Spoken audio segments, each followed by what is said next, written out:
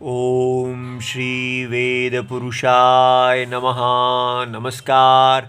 Class number 376 Shrimad Bhagavad Gita ji Shankaracharya ji के भाष्य के अनुसार आरंभ किया जाता है। ओम श्री सीता रामचंद्राभ्याम नमः। नमो गुरुभ्यः। ओम अथ काल देवता श्री संवत् 2081 माघ कृष्ण पक्षः प्रतिपदा मंगलवारः पुनर्वसु नक्षत्रम मकर संक्रांति उत्तरायणम। आज उत्तरायणम जी आरंभ हो गए हैं, बहुत शुभ है। ओम तत्सत। श्री शंकराचार्याय गुरवे नमः। यज्ञशिष्टाशिनः सन्तो मुच्यन्ते सर्वकिल्बिषैः भुञ्जते त्वघं पापाः ये पच्यन्त्यात्मकारणात्। अच्छा जी, तो पुस्तक है Gita press Gorakhpur, book number 10, Bhagavad Gita ji Shankaracharya ji के भाष्य वाली।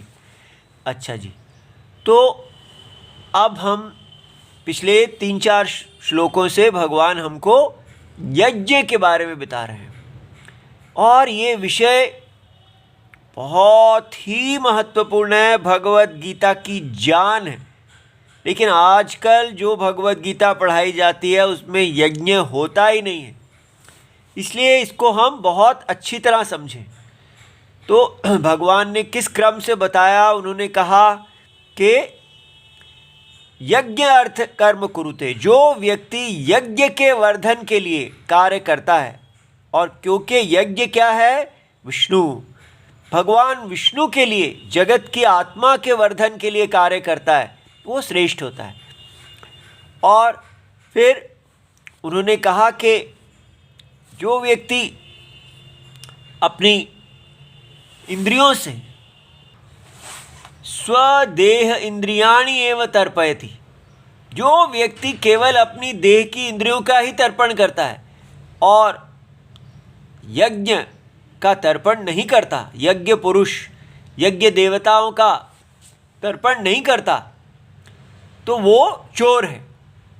वो देवता उसको देते हैं अपने तर्पण के लिए, लेकिन वो देवताओं का तर्पण नहीं करता है और अपना ही तर्पण कर लेता है। तो इसलिए हमारे यहाँ पर सबसे बड़ा पाप स्वदेह इंद्रियाणि एव तर्पयति।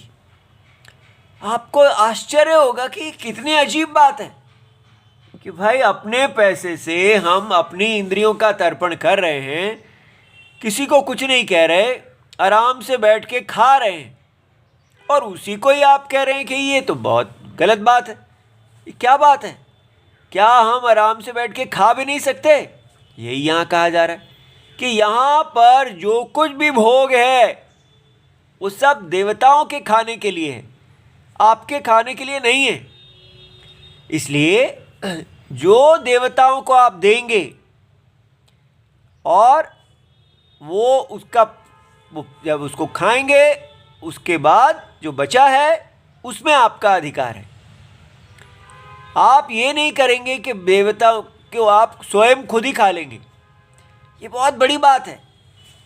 ये बात इस नए श्लोक में बताई जा रही है कि आपका अधिकार कहाँ है, और यदि आप उसको करते हैं तो उसका आपको क्या हानि होती है, क्या लाभ और क्या हानि है।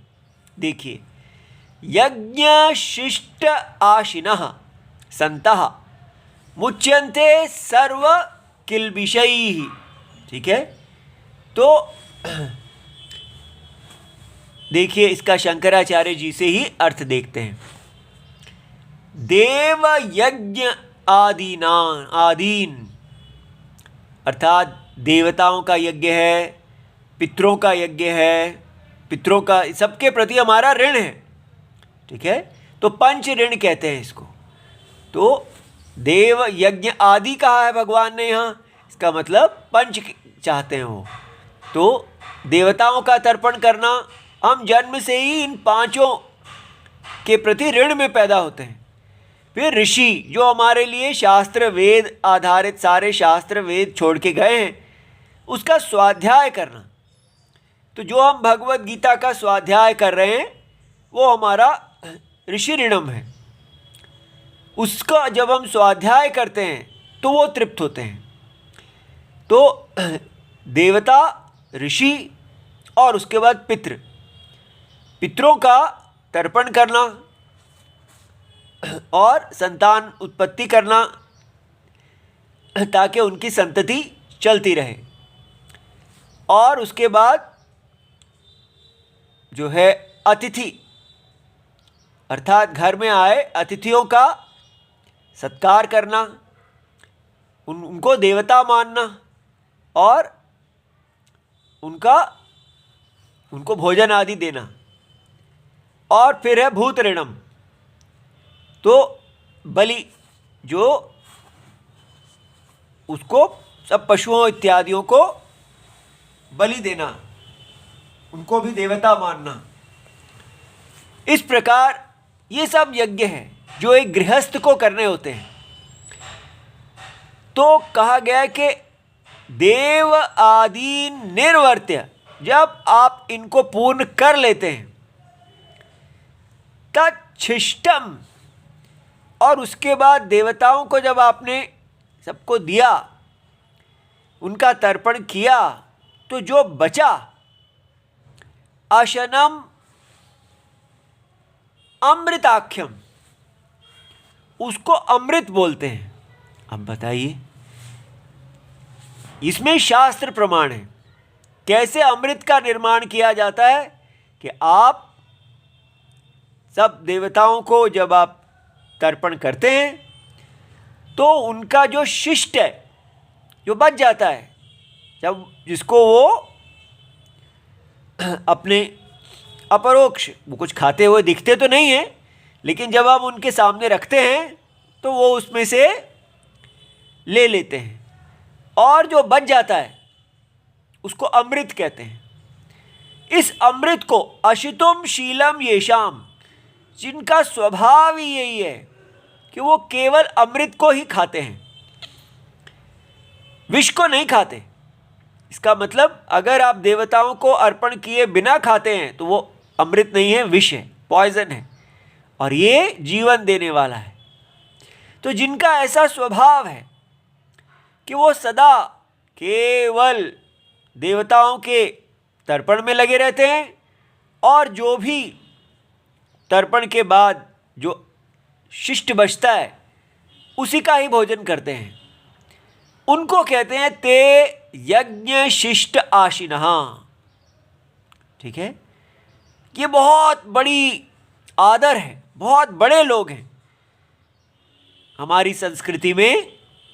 जो लोग यज्ञ शिष्टाशी होते हैं वो बहुत ही बड़े आदर के योग्य होते हैं, वो तपस्वी होते हैं। तो ऐसे जो लोग हैं उनको क्या लाभ मिलता है? मुच्यन्ते सर्व किल्बिषैः, तो सारे किल्बिषों से मुक्त हो जाते हैं। किल्बिष क्या? सर्व पापैः। अब ये बात समझनी है कि यहाँ शंकराचार्य जी समझाएंगे कि यहाँ जो लिखा है सर्व किल्बिषैः, इसका अर्थ क्या लेना है।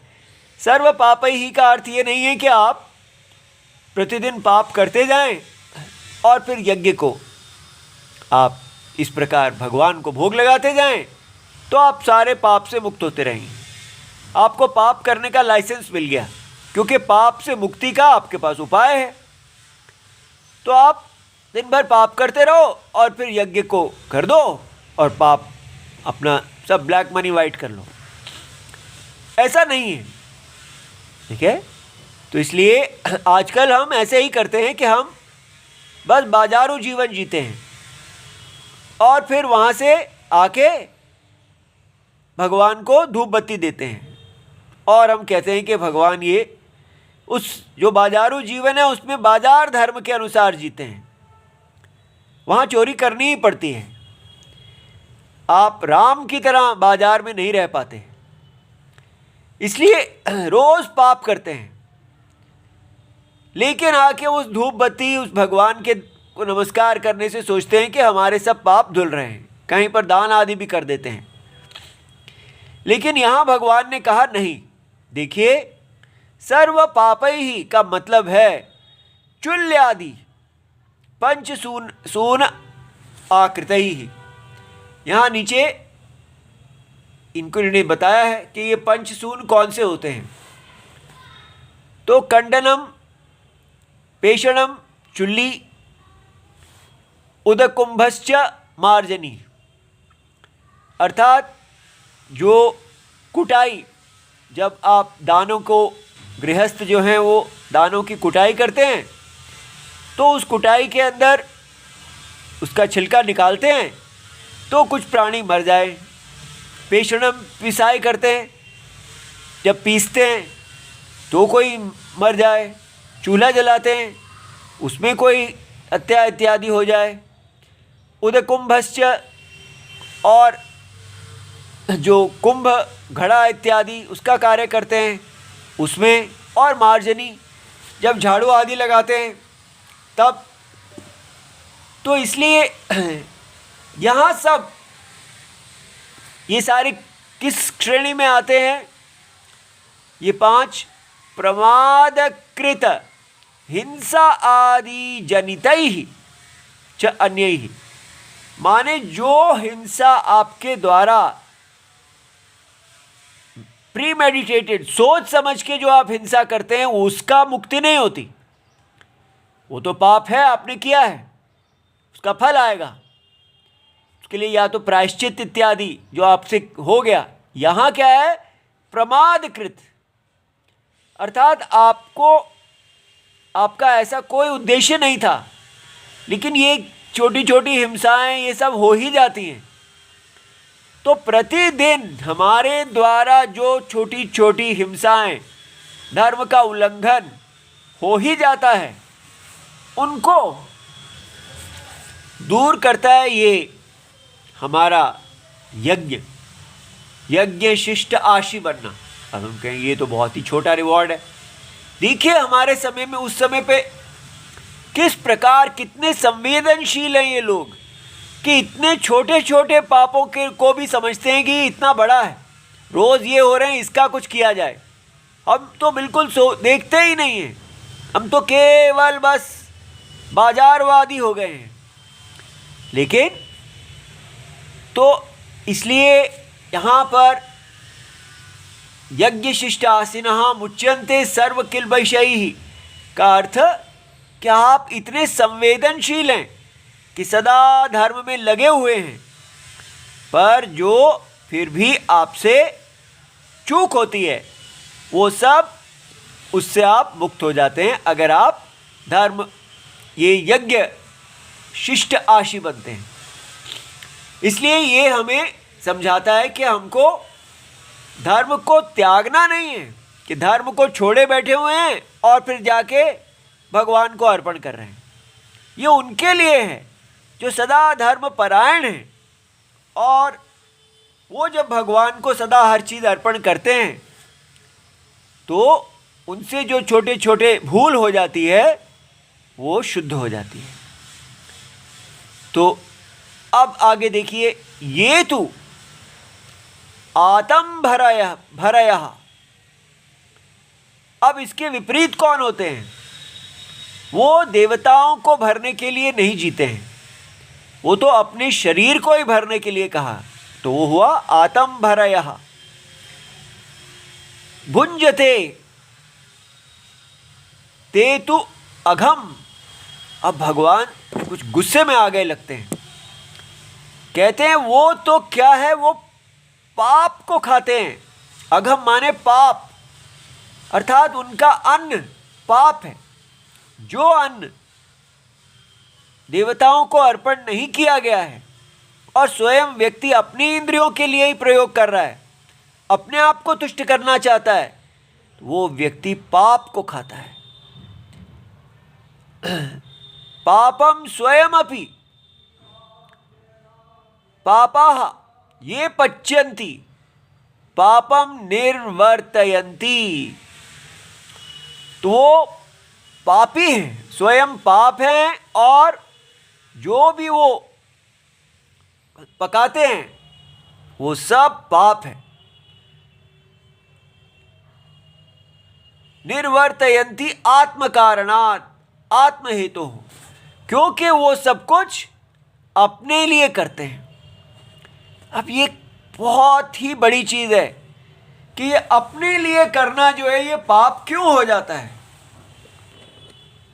ये देखिए, हम इसका अर्थ ऐसे ले लेते हैं कि दूसरों के लिए करने वाले तेरे भंडार भरेंगे राम, कि आप अपने लिए नहीं दूसरों का ख्याल रखिए। ये गलत है। अगर आप अपने लिए करें या दूसरों के लिए करें तो भी आप यज्ञ के लिए नहीं कर रहे। यहां पर ये यज्ञ है और व्यक्ति को समष्टि यज्ञ पुरुष के लिए कार्य करना है। जो कुछ भी करना है, जैसे दिल है उसको धड़कना किसके लिए? सारे शरीर के लिए। भुजा हर अंग को, पूरे शरीर का कार्य करना है, अपने लिए नहीं करना। जो अंग अपने लिए करता है वो शरीर की व्यवस्था को खराब करता है। इसलिए हमको बताया जाता है कि आपको, जो व्यक्ति स्वार्थी अर्थात इंडिविजुअलिस्टिक व्यक्तिगत जीवन जीता है वो पापी है, और जो एक हार्मनी, एक समरसता भगवान के सुर के साथ सुर मिलाता है, जैसे सूर्य, चंद्र, पृथ्वी सब अपना अपना यज्ञ कर रहे हैं, वो अपने लिए नहीं जी रहे, वो इस यज्ञ में उनका स्थान है और चुपचाप वो भगवान की आराधना कर रहे हैं। पूरा ये जो यूनिवर्स ब्रह्मांड है ये सब भगवान का ही आराधना कर रहे हैं, अपने लिए कोई नहीं कर रहा। केवल एक मनुष्य ही है जिसके पास ये विकल्प है कि वो अपने लिए करे तो पाप हो जाएगा और यज्ञ के लिए करे तो पुण्य हो जाएगा।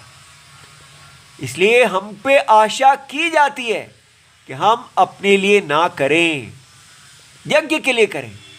जब यज्ञ तुष्ट होता है तो हमारी तुष्टि अपने आप हो जाएगी। इसलिए ये पाप की डेफिनेशन बहुत गहरी है कि पाप, वो व्यक्ति पापी है जो सेल्फिश है। पर सेल्फिश का मतलब हमको बता दिया जाता है, माने सेल्फिश माने जो दूसरे को खिलाता है। इसलिए सेल्फिश, स्वार्थी का व्यक्ति का अर्थ ये नहीं है कि आप दूसरे के लिए जी रहे हैं कि नहीं जी रहे। हम पूरी तरह इतनी दूर चले गए हैं यज्ञ से कि हमें यही दिखता है कि आसपास लोग हैं तो मैं अगर खुद खा जाता हूं और दूसरा भूखा है उसको नहीं खिलाता तो ये तो गलत है। इसलिए मेरे को आसपास के लोगों को भी पालना चाहिए। क्यों? क्योंकि इंटरडिपेंडेबिलिटी, क्योंकि हम परस्पर आश्रितत्व हैं।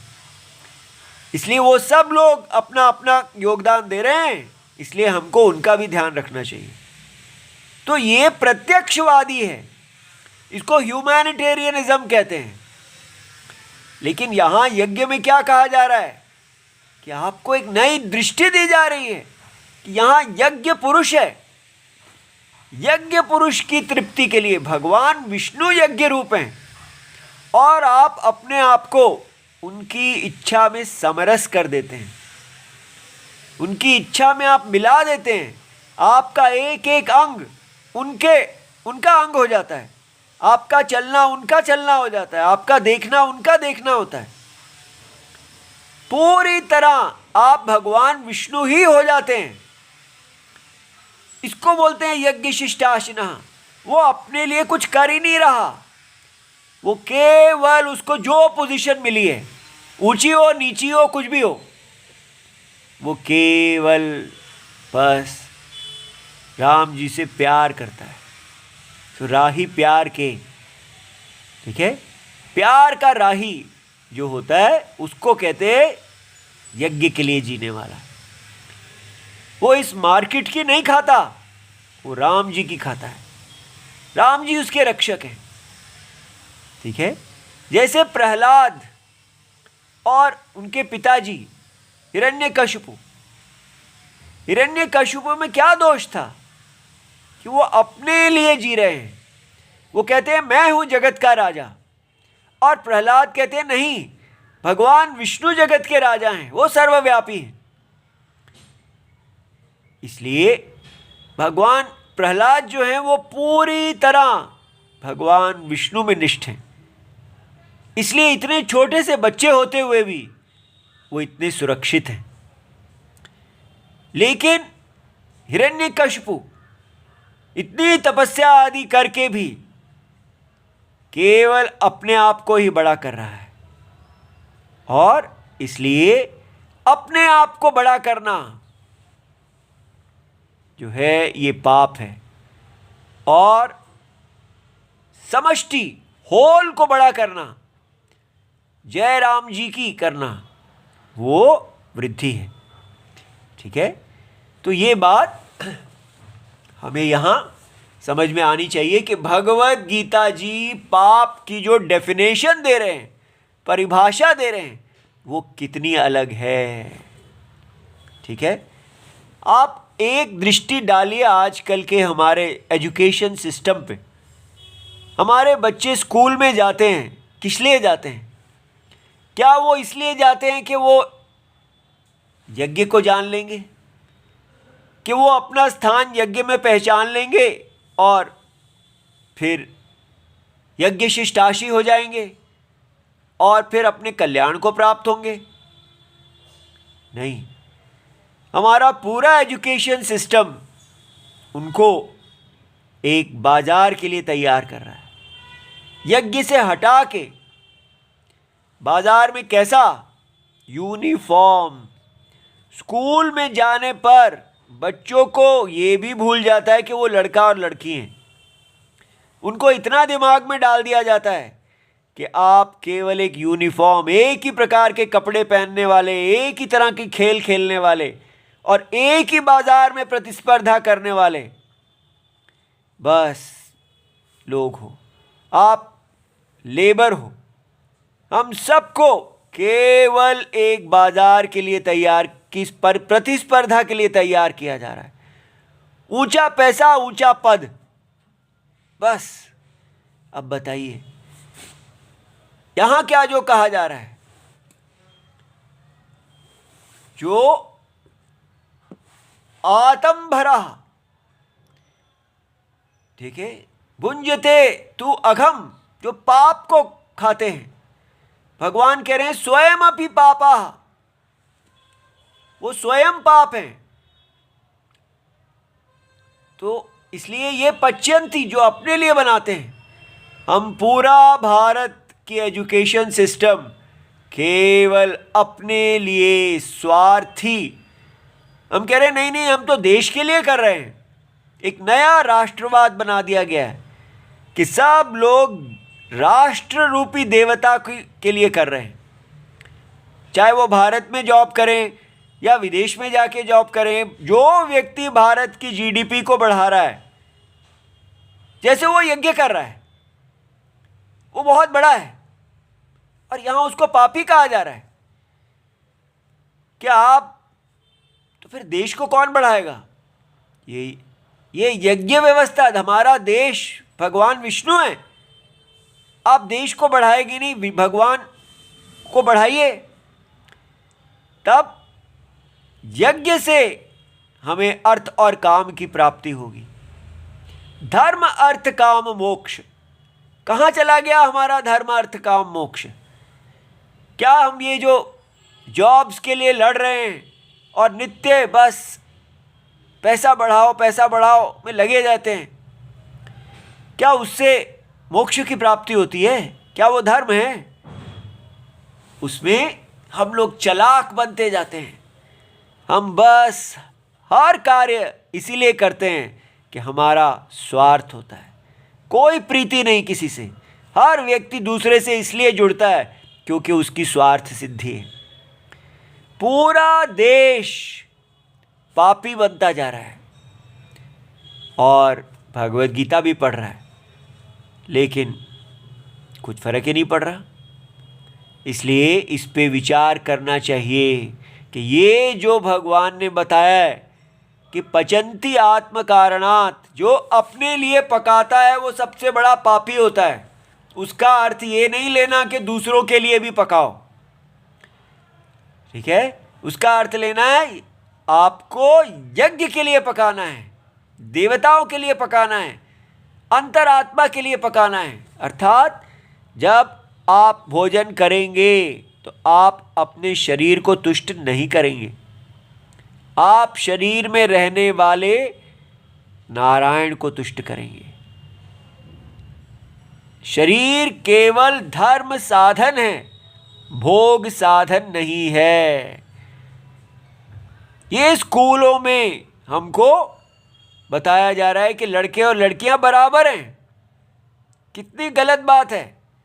बताना चाहिए कि एक भगवान ने अपने दो रूप बनाए, एक सीता और एक राम, एक सॉफ्ट एक हार्ड, और कैसे इन दोनों से यज्ञ होता है। दोनों का यज्ञ में अपना अपना स्थान है, लेकिन वो सब हमको नहीं चाहिए, क्योंकि हमको अपने बच्चों को पैसा बाजार में उतारना है ताकि हमारी फैक्ट्रियां चल सकें। इसलिए ये जो मॉडर्न फैक्ट्री सिस्टम है, इसके लिए तैयार करने वाला जो एजुकेशन सिस्टम जो कह रहा है कि हम तो देशभक्त पैदा कर रहे हैं, ये देशभक्ति हिंदुइज्म नहीं है, वैदिक हिंदुइज्म नहीं है। वैदिक हिंदुइज्म है यज्ञ भक्ति, यज्ञ की वृद्धि। इसमें स्कूल सिस्टम में तो लड़का और लड़की तक का भेद नहीं रह जाता, तो ब्राह्मण क्षत्रिय वैश्य का भेद कहाँ रहेगा। इसलिए देखिए, पुराने जो पढ़ाई का पद्धति है उसमें स्वीकार किया जाता है कि लड़के और लड़कियां एक नहीं हैं, सीता और राम एक नहीं हैं, एक ही कार्य के लिए नहीं बने हैं। लड़कों को गुरुकुल में जब ब्रह्मचर्य व्रत के लिए भेजा जाता है तो वो तपस्वी होते हैं। उनका रूप देखिए, उनका मुंडन होता है, वो तपस्वियों की तरह वेश धारण करते हैं, भिक्षा लेते हैं, सुबह उठना से लेकर रात तक वो एक तपस्वी की तरह जीते हैं। लेकिन लड़कियां, उनको इस प्रकार नहीं बनाया जाता। वो अपने घर पे पढ़ती हैं, वहाँ उनको ब्राह्मण, वृद्ध ब्राह्मण आके पढ़ाते हैं, या उनके पिताजी पढ़ाते हैं, माताजी पढ़ाती हैं। उनकी शिक्षा गुरुकुल में नहीं होती और ना ही वो तपस्विनी बनती हैं, बल्कि वो और सुंदर बनती हैं। उनको, स्त्री को जो उचित है, गीत गाना, खेलना, हंसना, झूला झूलना, फूल लगाना, अच्छे कपड़े पहनना, वो सब उनका धर्म है। लेकिन हम ना तपस्वी बना रहे हैं और ना ही सदा तितली की तरह प्रसन्न होने वाली एक सीता बना रहे हैं। हम केवल फैक्ट्री वर्कर बना रहे हैं और बड़ी पीठ ठोक रहे हैं कि हम तो बड़े महान हिंदू हैं। इसलिए हमारा जो मॉडर्न हिंदुइज्म है वो केवल मार्केटिज्म है, करियरिज्म है। हम भगवान का प्रयोग कर रहे हैं अपने करियर बढ़ाने के लिए। हे भगवान, मेरे करियर को बढ़ा दीजिए, आपको मैं ये दूंगा। बस पूरी तरह हम भूल गए कि क्या होता है ये यज्ञ पुरुष, कैसे हमने इस यज्ञ पुरुष में जन्म लिया है, कैसे हम स्त्री और पुरुष हैं, यज्ञ में भिन्न भिन्न स्थान है हमारा, कैसे हम ब्राह्मण, क्षत्रिय, वैश्य, शूद्र इत्यादि हैं। आजकल तो ऐसा लगता है जैसे बड़ी गलती कर दी भगवान ने ये स्त्री और पुरुष बना के। केवल एक ब्लॉक्स बनाए होते, एक ही जेंडर, एक ही लिंग बनाया होता तो फैक्ट्री को कितना लाभ होता। लेकिन भगवान ने गलती नहीं की है, हम गलती कर रहे हैं। हमारी इच्छा है कि बस हम पैसा ही बनाते जाएं और खाते जाएं और भगवान को भी खिलाते जाएं। ये सब पाप सोच है। होना क्या चाहिए? यज्ञ पुरुष की वृद्धि। सदा हम अंतरात्मा में स्थित हुए इस देह की इच्छा ना पूरी करें, देही सर्वात्मा की इच्छा करें। और यही साइंस भी तो कह रही है कि सारा डिस्ट्रक्शन क्यों हो रहा है? क्योंकि कंज्यूमरिज्म है, उपभोक्तावाद है। और यहां केवल उपभोक्तावाद को ही कहा जा रहा है पाप। कितनी मॉडर्न है हमारी भगवत गीता, जो कह रही है कि जो लोग अपने लिए जीते हैं, अपने भोग के लिए, वो हैं रावण। ठीक है, इसलिए अब समय है कि भारत में जो जागृति है वहाँ पुनर्मूल्यांकन किया जाए और हम अपने यज्ञ में वापस लौटें। ओम नमो भगवते वासुदेवाय। प्रणाम।